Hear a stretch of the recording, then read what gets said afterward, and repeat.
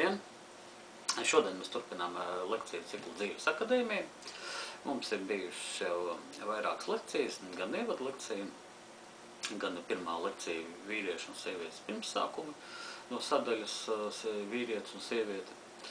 Un šodien es gribētu nedaudz paturpināt šo tēmu par pirmsākumu ar tādu tēmu kā sievietes un vīriešu daba. Kas ir tieši tāpat kā mūsu pirmsākuma, ir pilnīgi atšķirīga un pilnīgi pretēja.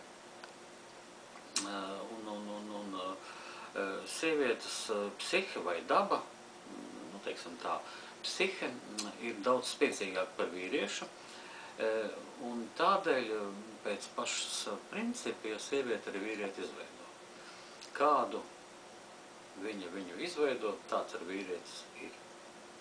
Bet kā mēs esam ievērojuši lielākoties, ja visādā ziņā ļoti bieži, sievietes nav apmierinātas ar saviem vīriem, un tas ir diezgan īpatnēji jocīgi, jo viņi ir tieši tādi, kādi arī tika veidot no sieviešu puses. Ja? Protams, iesākumā vīrieti veido ģimeni, respektīvi māti. Tas ir tas sākums, ja?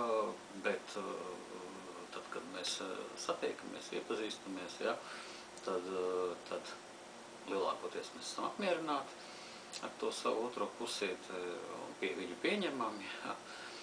Mums atliek viņu tikai turpināt veidot, ja, ko mēs arī veiksmīgi sievietes var realizēt, izveidot šo vīrieti, ja, bet tā vietā, lai to darītu, sievietes neapmierināts pēc kāda brīža vīriem un saka, ka viņi nevar to, viņi nevar šito un tā tālāk un tā joprojām. Ne jau visos gadījumos, protams, tas tā ir, ja, pietiekami bieži. Un tieši tāpēc tas ir jocīgi. Ja. Kaut gan otras puses, manuprāt, tas ir tieši tādēļ, kad cilvēki to nezina, neviens jau nav mūs mācījis un runājis par to, un cilvēks vienkārši nezina, ja, savu potenciālu, savus pirmsākumus, savus uzdevumus, kas viņiem jādara un kā viņiem ir jārīko. Bet neaiziesim projām no tēmas. Tātad vīriešu un sievietes daba, ja, kā jau es minēju, viņa ir ļoti atšķirīga, vai ne, ja, un sievietes tātad psihe ir daudz spēcīgāk patiks, viņa ir enerģija, tātad sieviete ar vīrieti veido.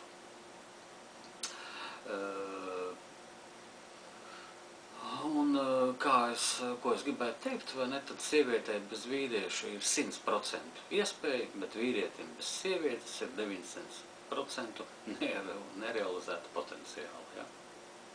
Kā vīrietis veido karjeru? Sievietes iedvesmots. Vīrietis veido savu karjeru, sievietes iedvesmots. Viņi iedvesmo sievietes balss, sievietes maigums, raksturs, miermīlība. Tā ir smalkā daba, kas ietekmē vīrieti, kas ielavās viņa dabā, caurauž viņa dabu. Un tāpēc viena no sievietes galvenajām īpašībām ir miermīlība, miermīlīgs raksturs, maiga balss, jo tas tā pārņem un tā vīrieti ietekmē, kad viņš dara visu šīs sievietes labā, respektīvi ģimenes labā, un, kā saka, sevi realizē. Tātad vīriešu karjera, tad, kad ir nodibinājusies ģimene, principā pilnībā atkarīga no sievietes spējas iedvesmot vīrieti darbam, līdz ar to arī viņas dzīve ir tādējādi atkarīga no vīrieši pašā būtībā no viņas pašas. Kā jau es minēju, vīrietim pēc būtības ir ļoti maz kas nepieciešams. Tādēļ arī vecpuišu dzīvoklis ir ļoti vienkāršs, bieži vien nekārtīgs, ja? Bet tikko parādās sieviete, tā viņas ietekmē viss mainās. Mums cilvēkiem ir divas smadzeņu puslodes, kā mēs visi to zinām. Ja? Viena no tām atbild par jūtām, otra par racionālo saprātu. Un vīrietis ir veidots tā, kad šīs abas puslodes nekad nestrādā kopā. Viņas atslēdzās. Vai nu darbojās viena, vai nu otra. Ja vīrietim strādā saprāta intelekta puslode, ja, tad viņam atslēdzās jūtu puslode. Savukārt, ja pār vīrietim sāk dominēt jūtu puslode, ja, tad viņam atslēdzās saprāta puslode. Ja. Tāpēc tanīs gadījumos, kad vīrietis jūtu pārņems, viņš ir nesaprātīgs, viņam saprāts pazūd, ja, viņš nav spējīgs domāt. Un savukārt, ja atkal vīrietis ir ieslēgusies saprāta puslode, tad viņš ir ļoti saprātīgs un viņš par jūtām nedomā. Kā tas dzīvē izpaužās? Dzīvē izpaužās tas sekojoši, kad ja vīrietis darba pārņemts, ja, tad vīrietis ne par ko citu nespēja domāt kā tikai par darbu, viss viņam tādā mirklī ir otrajā plānā.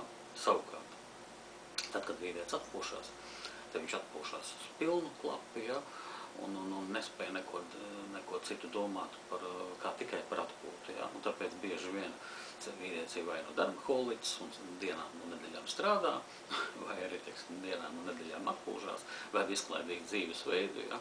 Un tāpēc arī vīriešiem ir tendence, teiksim, noiet no ceļa, ja viņš ir mierīgi 3 dienas, 4 dienas nedēļu atrasties, teiksim, uz dzīves varā. Savukārt sievietē ir puslodes iekārtotas tā, kad viņas nekad neatslēdzās, viņas abas strādā abas reizē. Ja?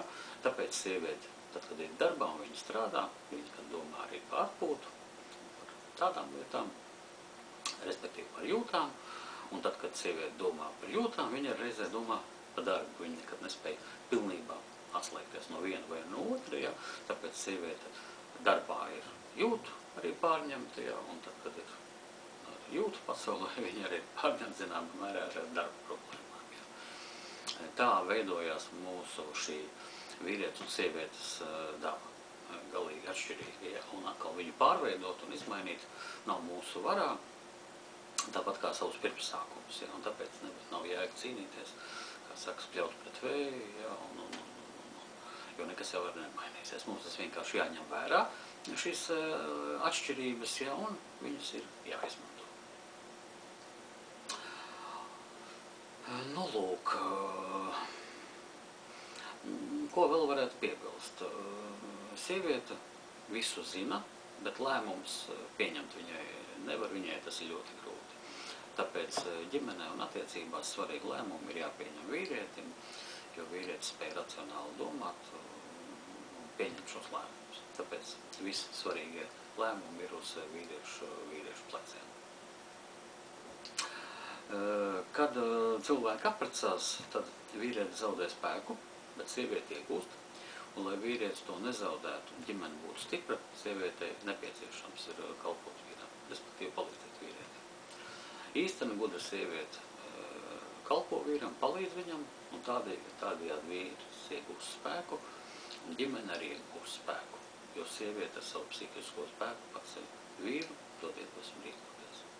Kā jau tas arī tika pieminēts lekcijā par sievietes un vīriešu pirmsākumus. Ar šodien arī beidzam un tiekamies nākamreiz, kur runāsim par vīriešu un sievietes pienākumiem vienam pret otru, un tā jau būs garāka un plašāka lekcija. Paldies, jauka jums dienu, visu labu!